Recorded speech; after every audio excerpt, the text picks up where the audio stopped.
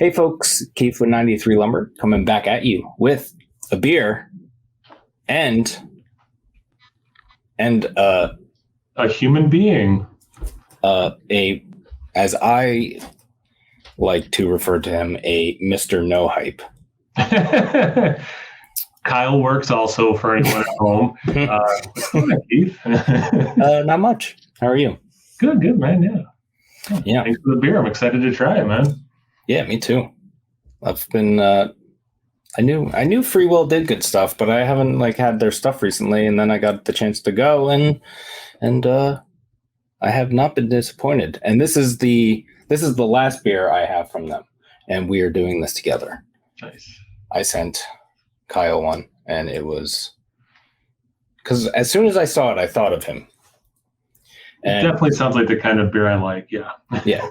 So I'm going to read the bottle, and then I have a little description of the beer that makes it even more complicated and confusing because there's a lot of stuff going on in this. But this is Free Will Brewing. It is their General Tales of Ordinary Madness. It is 3 and 4 year blended Belgian-style quad ale aged in a variety of spirit and wine barrels. It is 13.7% alcohol by volume. And yeah, I really like their artwork. It's awesome. It's cool. So now for this other thing. So General Tales of Ordinary Madness. This beer has many components spread across various vintages and casks, including quad aged in apple brandy barrels for over a year, then aged an additional year spread between an aromatic bitters barrel, an orange bitters barrel, and a Merlot whiskey barrel. A portion of each was then blended with some winter beer, aged a year and changed in a light whiskey barrel, as well as Ralpheus aged a year in a cherry brandy barrel. So lots of barrel aging, lots of blending. There are some tasting notes on here. I'll just read them real quick. This carefully crafted outcome was inspired by some of our favorite bourbon cocktails, falling somewhere in between a Manhattan and an old-fashioned. Booze forward with notes of brandy-soaked cherry, cinnamon, orange, citrus, and an herbal spice component. So that is that. When you were reading it, I didn't even think cocktail inspired, but of course, literally bitters, Yeah. That's cool. Yeah.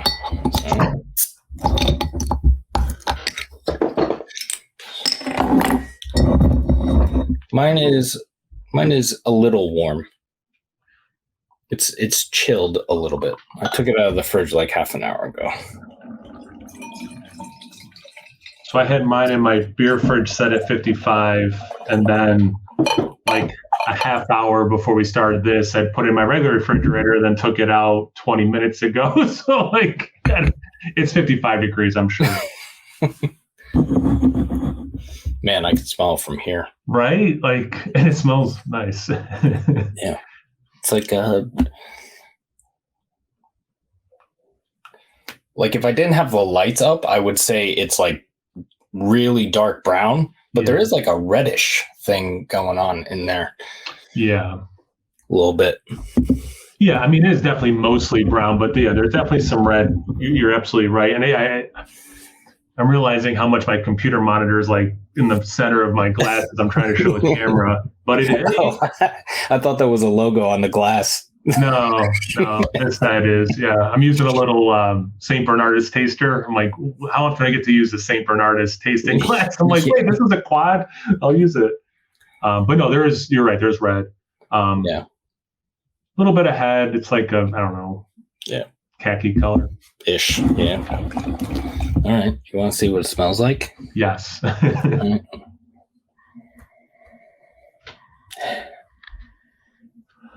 That does remind me of a I always get those two confused. The old fashioned and the other one. The Manhattan, yeah. Yeah. I think it's old fashioned leaning more. Does that have the orange bitters in it? Yeah. Yeah. Yeah, because you do get the orange bitters for sure. Yeah, that's like the biggest thing that I'm getting. I'm getting other things, but that like orange, like zesty peel kind of thing is. I do get that cinnamon thing that they said in their notes, and then that kind of what's up?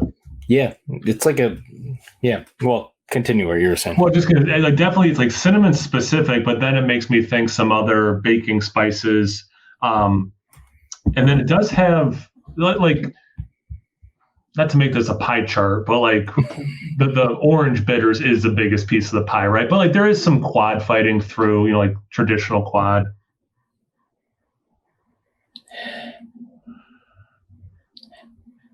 Like some burnt sugars, brown sugar even maybe. Yeah, it's weird because when I was like, as I was smelling it, when I went to like get into it, like I got this huge cherry thing, but now I don't get it at all. Now like the orange thing has pretty much taken control. There's a little bit of it in there, but like I thought, because when I first started to smell it, I thought it was going to be very like, because it smelled like very like old fashioned, but old fashioned, you do have like orange bitters or is it garnished with orange peel or something, whatever it is. The when I opened it and we both comment like, well, we can smell it already without pouring. Yeah, I got the cherry and I thought it was banana, but now that I'm like smelling it, I don't get banana. But maybe just like fruitiness. I don't know. But anyway, that was just like from opening. Yeah, it's very alcohol-y, but it's I think it's mostly spirit. I don't think like I don't think that I don't think most of that is coming from the ABV. Do you get ginger? Yeah, there is like a like you said, you got cinnamon. I like it. For me, it doesn't. There is like a spiciness to it. Yeah, I kind of I want to amend the cinnamon thing, and I said it with the cinnamon. It makes me think other baking spices, but yeah, it's just kind of like an amalgamation of all of them. Yeah, amalgamation. It reminds me of like sometimes when I make coffee or something, I'll put a little ginger, I'll put a little cinnamon, I'll put a little nutmeg, I'll put a little clove, like baking spices. But like it reminds me of like that little combination of like a what do you call it? Like a mulled cider or like wine. Yeah. It's like that kind of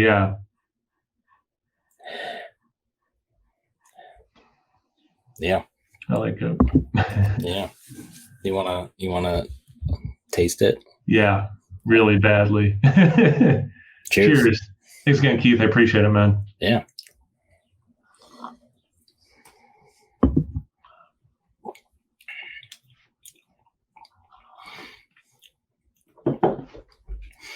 That bitters is huge.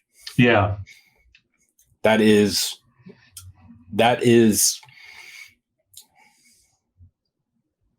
yeah. It's like the aroma was so orange bitter specifically. I do get that in the taste, but some of the other stuff is also able to shine through better, I think, on the taste than in the aroma.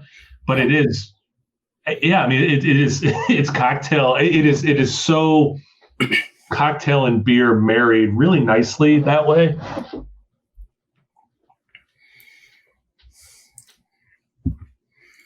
This might drink more cocktail than beer.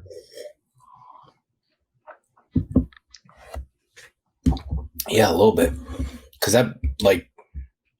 what, there were two different bitters? There was aromatic bitters and then the orange bitters. Yeah. Yeah. Those bitters are one of the main things that is going on in here. No, for sure. Those spices, and again, like at times I want to identify them, but then like when I look at the whole sip, it's like, no, kind of like the aroma and where we landed, like it's just, it's a mix of spices. Yeah. Now, I get some of the cherry, some of the apple. The first thing you read was apple brandy specifically, right? Because I do get like a little bit of like an apple. Yeah. Yeah. Okay, that makes sense. Yeah. It's like I'm getting like an apple peel kind of thing. A little bit. Ooh, okay. And I love that smell. It smells so good. I want a candle of it that smells like this. It's definitely very spirity as well. Yeah. Like it does kind of taste like just like not in a bad way, but it does have this like a bunch of different spirits together kind of taste. Like I don't know about you. I've had at least like half a dozen cocktail inspired beers. Mm-hmm. And they're typically still beery enough or whatever, but like I was saying before, like this, I think this drink's like someone's like, I don't really like beer. I'm more of a cocktail person, right? Be like, oh, we'll try this because like this is a beer, but like I think it's really gonna do you right. We do get a little bit of the quad stuff in there, the caramel, the burnt sugar, brown sugar, brown bread, rye.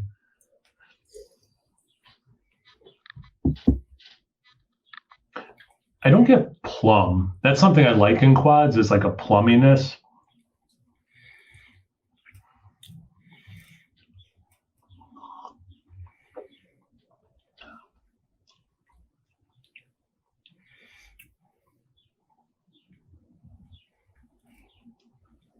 Yeah.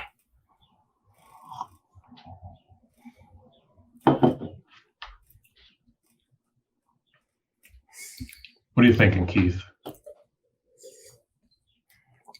I'm thinking that, well, because when I got this, all I had to go on was the bottle. I didn't like have it's a cocktail inspired thing or whatever.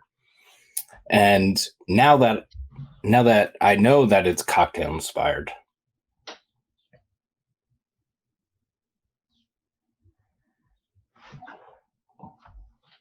even though I really like it, I was hoping for a little more quad in there, just a touch. But also, like I was saying with the plum, like I really like when I drink a quad and I get some plum. And it just randomly, I did have a quad yesterday, but that also had some other stuff in it. Mm-hmm. Had pomegranate, molasses. It was Deschutes, not the Stoic. It had 15%, had been aged in like red wine barrels and 15%, I think, rye whiskey. But like that one, even with other stuff, more so than this, you can still taste the quad, right? Yeah. Whereas, again, this is more cocktaily. But I like cocktails. Like I'm totally fine with this. But yeah, like if you're wanting a quad, I don't think this is going to scratch that itch. Yeah.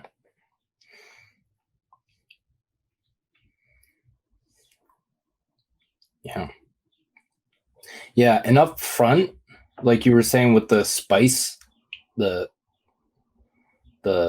spiciness kind of thing, like on the very back end, it is very ginger. I'm getting a lot of ginger in the back. Like after you take a sip and you wait a minute.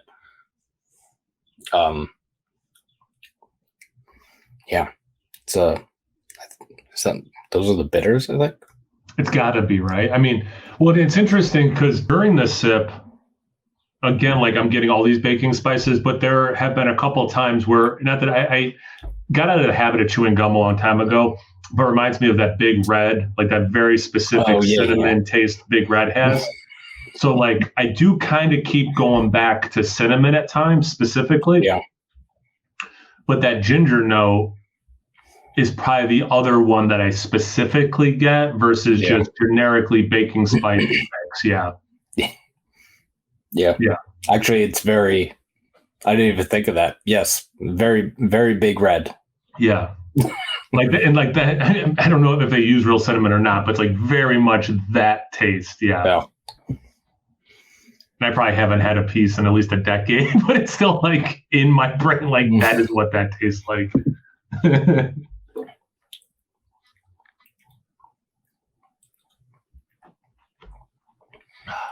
Yeah.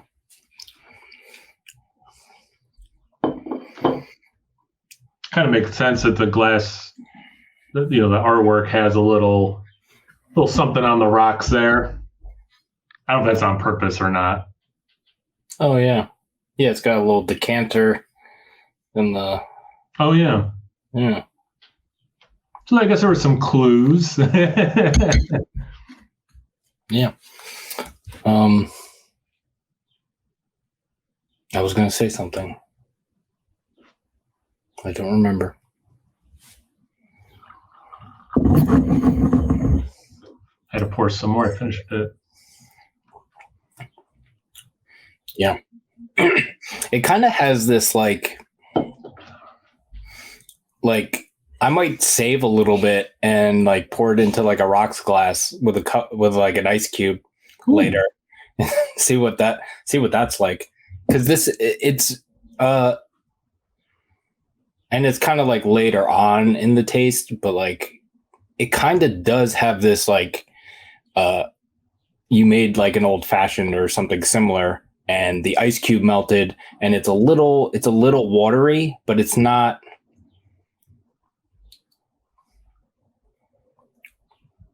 Yeah, something. I don't know. I don't know if we said the ABV.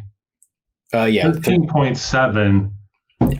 I think it hides all 13.7, but there are moments where there's, like warmth or like you can tell, again, this is, I mean, I don't know how many times to repeat myself, but yeah, very cocktail forward. So like you get that aspect of the cocktail, but it's not like burning or anything. So like, I think that's pretty well done. Also, blending that many things together, the fact that this is not just a mess of a drink is pretty impressive. It almost get like a little like apple pie. Oh my god! It could have been. It could have been this. It could have been. You make me throw up at the thought of that beer. Oh my god! Oh my god! That's ridiculous. But yeah, I'm also getting a little bit of like apple pie, but like again with those heavy on the baking spices with the apple pie and the aroma, which is nice. Yeah.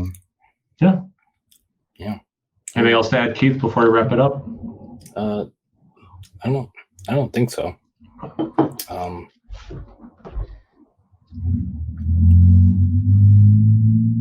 Yeah. That sip, I got more of the cherry than I had been getting in the last few. That's kind of cool too. Like as I'm sipping, like it's all there, but like different intensities, and I pick up different things more than the other sips, or less. Yeah. Yeah, a little bit. Yeah, because what the thing say? Bourbon soaked cherry. A little bit of that, but a little less cherry than like you get like if you like had an old fashioned or whatever and ate the cherry at the end. Yeah. Yes. But